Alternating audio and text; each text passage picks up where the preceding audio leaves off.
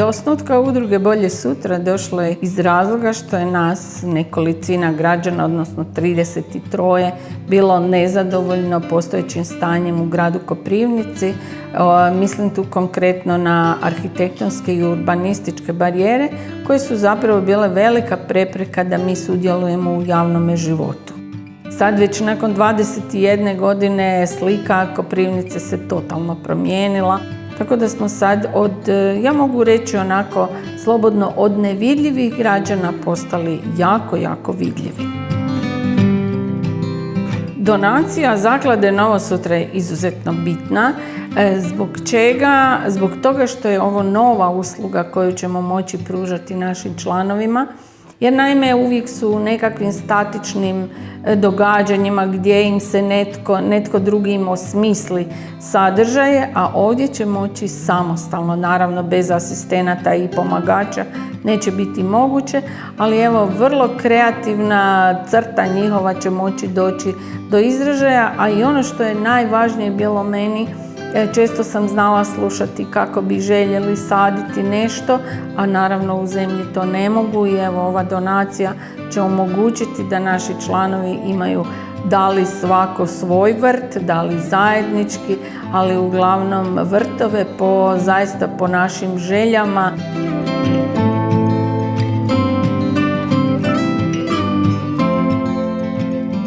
Svaka donacija je od iznimne važnosti, a ova je posebno važna, baš zbog te agroterapije, jer pruža jednu mogućnost, jedan osjećaj članovima oni su zakinuti odlaska u prirodu, oni su zakinuti dodirivanja zemlje i ovo im pruža jedno iskustvo koje većina njih možda ne bi nikad mogla niti iskusiti.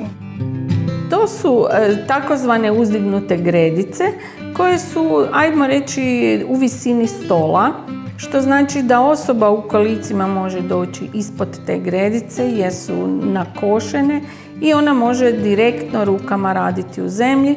Izgrađena je jedna posuda kao mala kada bi ja rekla. Svaka posuda se može graditi, slagati kao Lego kocke, tako da može između sudionika koji sudjeluju u toj aktivnosti biti interakcija, oni se mogu vidjeti u oči, ne moraju biti jedan iza drugoga. Mislim, zaista smo razmišljali o svakom elementu ove aktivnosti jer zapravo to je i terapija. Proces koji je dugotrajan, ali je jako opuštajuć i nagrađujuć, zato jer na kraju iz toga može izrasti nešto predivno i u tom samom procesu potpuno si relaksiran.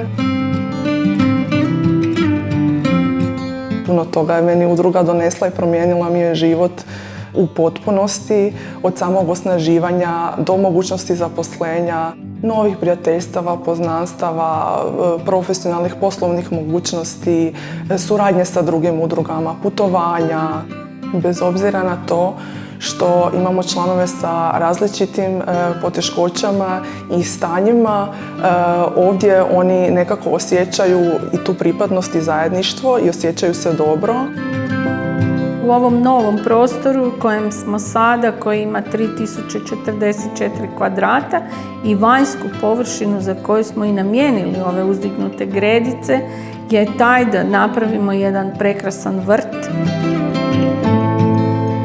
Ja sam rekla da negdje za 5 godina ovaj prostor će dolaziti iz Europe, vidjeti, dolazit će na studijska putovanja gdje će imati primjer dobre prakse, upravo i baš za ovo vrtlarenje sa nekakvim prilagođenim uvjetima.